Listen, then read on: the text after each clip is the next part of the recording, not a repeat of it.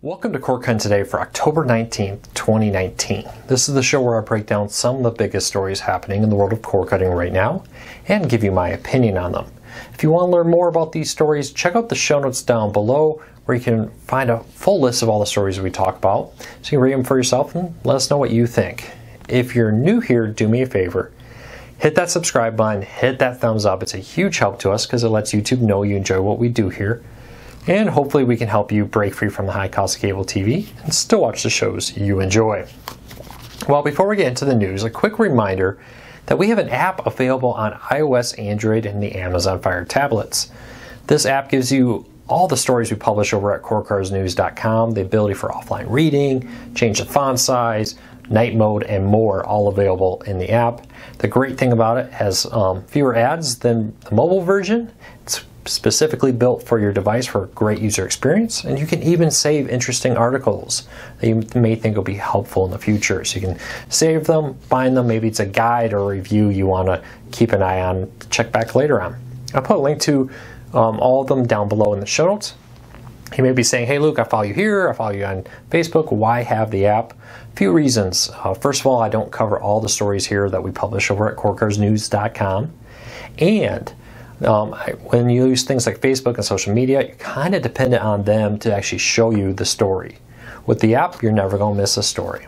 So check that out and let me know what you think about it. If you like it, consider leaving us a 5-star review in the App Store. We would really appreciate it.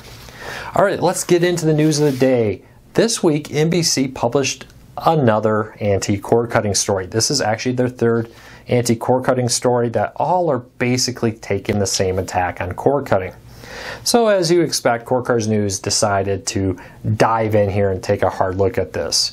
And the quick version of it is very simple. They admit, yeah, TV is cheaper with cord cutting, but you know, cord cutting needs internet, and if you just have cable, you don't need internet, so you can skip that payment on internet if you have cable. Now we know this is just not true. There's more internet customers than there are cable TV customers. The vast majority of cable TV and satellite customers also have high-speed internet.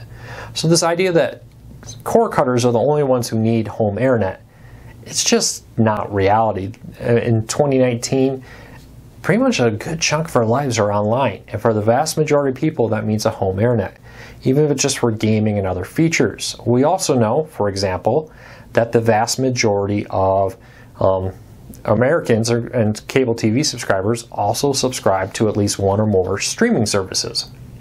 So this idea that you can get everything you want with cable and you don't need streaming also doesn't work. So it's very interesting to see this. They worked very hard by finding 8 different streaming services to justify, plus an internet, to justify $125 a month. Now we know Spectrum has admitted that the average cable TV and internet customer pays over like $170 some bucks a month. So even through this example, this would still be cheaper than internet and TV from Spectrum, according to Spectrum. So I find this very interesting. It almost feels desperate. I always had a friend once, his mom, who told me, hey, if you want to know what people are afraid of, look at what they attack, right? Who are they attacking? What are they always going after? What are they always complaining about? And it will typically show you what they're afraid of. And I found this to be very true. When you see a lot of cord cutting stories, for example, it's interesting seeing them come from a lot of major media companies that have an important tie to cable somehow. So it's very interesting to see this this news from NBC again for the third time. We've seen very similar stories to this. And I really think it's important for us to stand up and say, hey, instead of just laughing at this story, to actually say, hey, that's just not true. Here's my bill. Here's what I am paying now versus what I paid before. I'm saving X. So let me know, what did you pay before you cut the cord, and what are you paying now that you've cut the cord? I find talking to cord cutters, they're saving a substantial amount of money. And with this example alone, going from over 170 to down to 125, even though I don't think most cord cutters, and I know according to you, most cord cutters don't subscribe to 8 different streaming services. Most cord cutters subscribe to 4 or fewer services. 70-some% say they subscribe to 3 or fewer streaming services. So leave me a comment. How much did you pay before you cut the cord, and how much did you pay after? let's show America stories like this are just crazy because it's just not reality. It's one of those examples, right? You can always find one straw person, right? You can the old straw man, straw person argument out there that says, hey, if I can find one person, in this case, who can get cable and then not need home internet, it must mean everybody doesn't need home internet. So those cord cutters, that cost of internet is exclusive to cord cutters. So leave me a comment, let me know how much are you saving on TV and internet after you cut the cord. All right, Roku is cutting the price of its Roku Stick Plus by $10 and upgrading its remote. So the new Roku Stick Plus, the stick is the same, but the remote will get the new mute button on it, which means you can control the volume up and down, power on and off your TV, and now mute the TV from your remote, which is a cool feature. I really like that addition. And the price is going down to $49.99, down from $59.99 this coming Sunday. This was first reported by CNET. Cord Cutters News has confirmed it with Roku, and that it will now be an official part, or the official price starting Sunday. So good news if you've been thinking about getting a Roku Stick Plus, hold off until Sunday because it will finally be available. I really enjoy the Stick Plus. It's now going to be the only Roku stick on the Roku lineup, and it's a very powerful streaming player. This new $49 price makes it the same price as the Fire TV Stick 4K. Be interesting to see what Amazon does here. They have been clearancing out the Fire TV Sticks 4Ks. They're $34.99 right now. Regular price. If you qualify, you can get it as cheap as $24.99. So it'll be interesting to see if Amazon cuts the price of that, or if we're just going to see a head-to-head battle with the Stick Plus and the 4K stick both being the same price. So let me know, do you have a Fire TV Stick 4K or a Roku Stick Plus? Which one did you pick and why? I'd love to hear from you. Well, we are less than a month away from Disney Plus launching, and there's a few things that we still don't know. I've been getting a lot of questions about Disney Plus. Here are a few things we still don't know. Will there be a bundle with Hulu's live TV service? So we know that Hulu's bundle right now with Disney Plus is Hulu, limited commercials, ESPN Plus, and Disney Plus for like $12 something.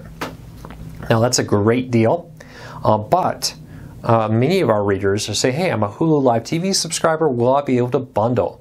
We don't know. We do know though you'll be able to add Disney Plus onto Hulu there. So we'll have to wait and see how Disney Plus and Hulu bundle together.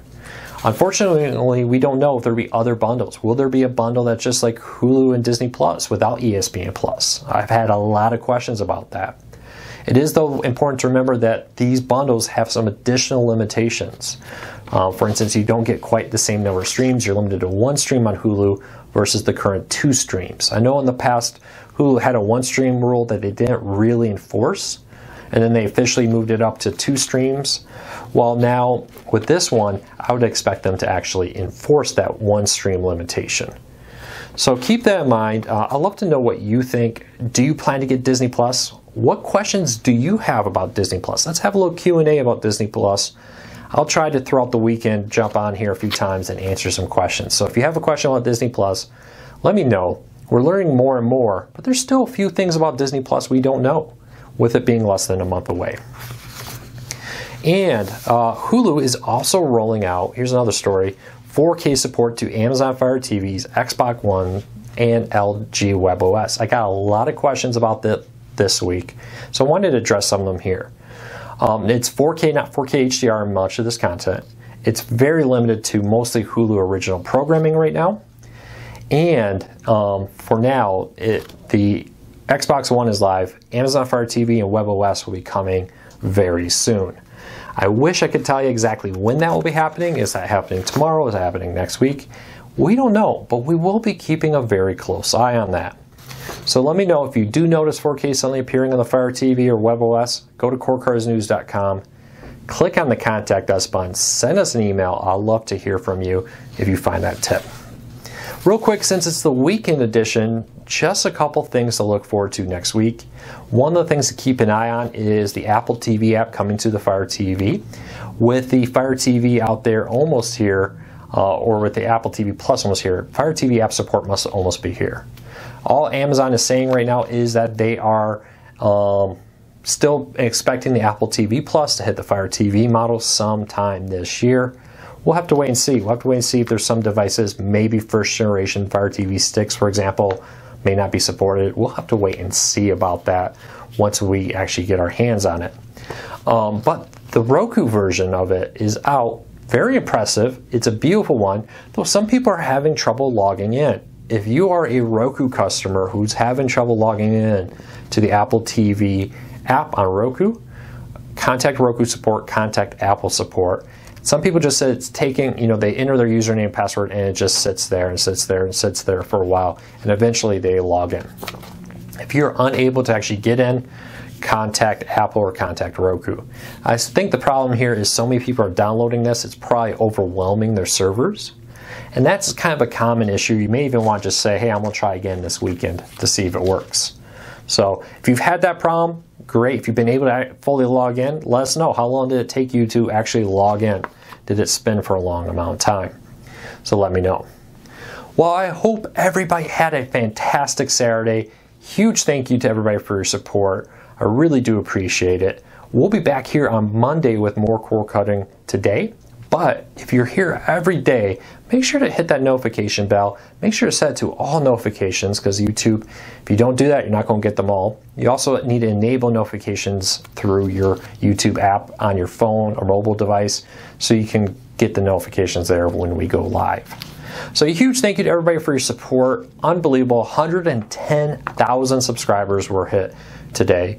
Really, really do appreciate it. We'll be back every Monday through Saturday with Cord Cutting Today videos, plus a whole host of other videos right here on our YouTube channel. And make sure to visit us over at cordcuttersnews.com. Hope you have a fantastic day. I'll see you on Monday. Be safe and enjoy your weekend.